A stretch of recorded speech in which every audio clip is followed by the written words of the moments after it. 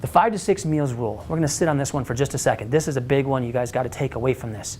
Because everybody wants to have maybe a leaner profile. Maybe they have weight loss goals, a little or a lot.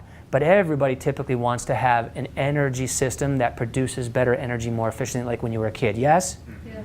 Yes? Yes. You guys all want more energy. Who doesn't? But after 40, 50, 60 years of not working your metabolism right, it tends to get lazy. You don't use it, you lose it concept. This is big when it comes to dieting. So you want to be consuming more than 2-3 meals a day. So if you're skipping breakfast, you're already kind of screwed. And then you have a big lunch and a big dinner. That's what a lot of people do, right? You're sabotaging your metabolism. And here's the wisdom behind this. Look at your metabolism like a big burning fire, like a stove, a wood-burning stove in your belly. That's not where it lives, but let's just go with that, huh?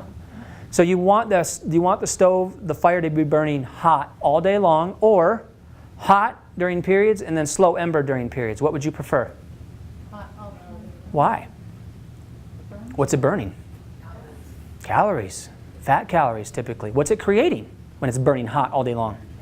Energy.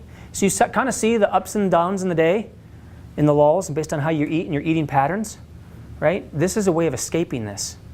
So I've done it wrong. I can speak from experience, and now I do it right, and I speak from that point of view. This works.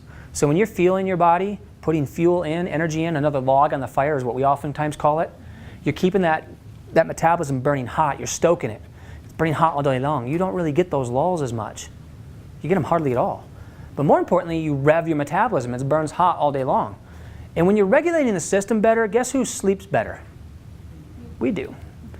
Because our metabolism affects our brain chemistry, and our brain chemistry affects our sleep, and yada, yada, yada, right? All kinds of people have energy problems and sleep problems these days.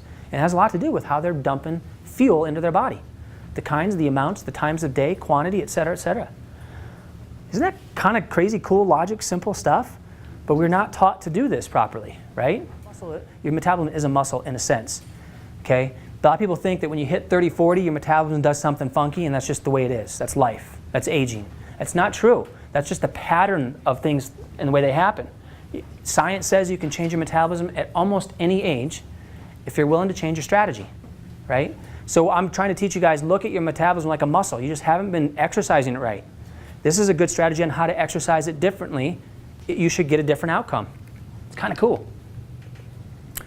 Now, if you're going to have 6 meals a day, you got to cut the portion size down. That's a given, right? Now, here's the problem. When you dump too much energy into the system on the fire, it's excessive, it's more than your biology needs. What happens? It gets stored somewhere. So you're getting smarter, more strategic when you're putting in smaller amounts.